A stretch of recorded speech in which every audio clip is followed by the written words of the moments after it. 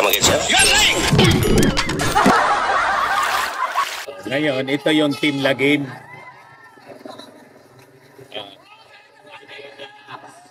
Yan lang naman po ang mga na ito ng Team Lagim. Kawawa naman po yung sumama sa Team Lagim, hindi makapasok sa Club Filipino. Napakasikip na video. Purposely ginawa nila yon para magsiksikan, magmukhang marami sila. Sino ba naman ang sasamang marami sa Team Lagim? Siyempre sa Team Liwanag tayo. Team Kinabukasan, Team Mapayapa, Team Maunlad na Bagong Pilipinas. Sasama ka sa Team Lagim, Team Kadiliman? Ayan po sila. May nahakot din. Nasa labas lang sila. Ayan po ang Team Lagim, Team Kadiliman. Nasa labas lang. Kawawa. Kasi yung binyo, napakaliit. O ito mga kampo ni Kibuloy. Inakot yung dati na nagrarally sa Maisog. So makikita ninyo, kahit sa presentation lang po, sa flow ng programa, sa pagka-organize po ng rally, mas organize po at napakaganda ng Team Liwanag, Team Philippines, Team Liwanag, kaysa sa Team Lagim, Team China. So kung doon po, mga kababayan, sa simpleng pag-organize ng rally, mahina yung Team Lagim. Nagtaka pa kayo kung bakit yung Pilipinas hindi naayos. Rally nga, hindi naayos.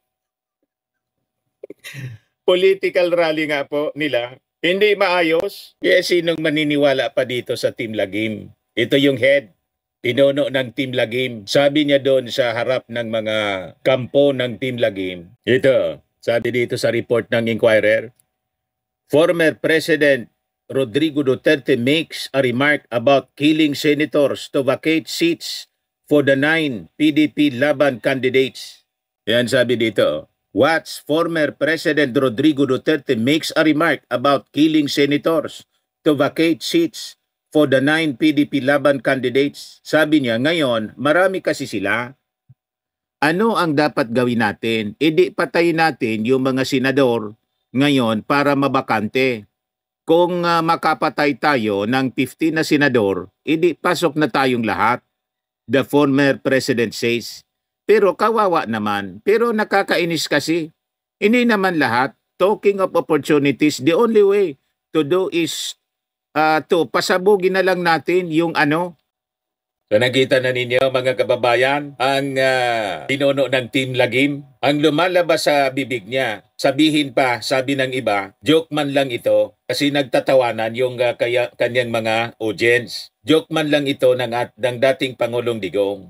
But this is a bad joke, mga kababayan. Ninonormalize ng dating Pangulo ang paggawa ng byulensya. Sabi nga natin mga kababayan sa mga previous may batas po, presidential decree, bawal lang ganito mga joke. Sa airport nga po, pag nag-joke ang bump joke, aaristuhin ka. Pero sabi natin, ninonormalize ni Digong ang paggamit ng violence. Kaya po, tingnan ninyo yung kanyang anak, kaya na-impeach. Normal sa kanila yung pagbanta. Iwan ko mga kababayan kung ano yung magiging reaction nito ng Senado. Babantayan natin. Oy mga senador, ano yung reaction ninyo rito? Na para daw makaupo yung mga kandidato ni Team Lagim, ni Digong, Bombay na lang yung Senado. Ayan hindi man niya diniritso, pero yun ang ibig sabihin niya dito. The only way to do it, pasabugin na lang natin yung para makaupo daw yung kanyang mga senador na kandidato, mabakante.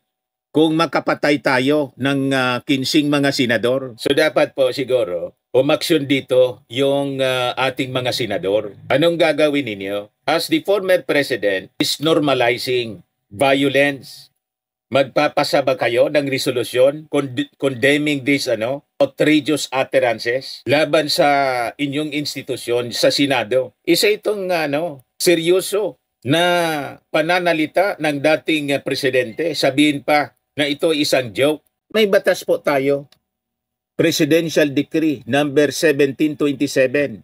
Sinulat ng dating Pangulong Ferdinand Idralin Marcos. Yan Sabi diyan, Presidential Decree number 1727, October 8, 1980, declaring as unlawful the malicious dissemination of false information or the willful making of any threat concerning bombs, explosives, or any similar device or means of destruction, in imposing penalties therefore. Come again, sir. You're lying!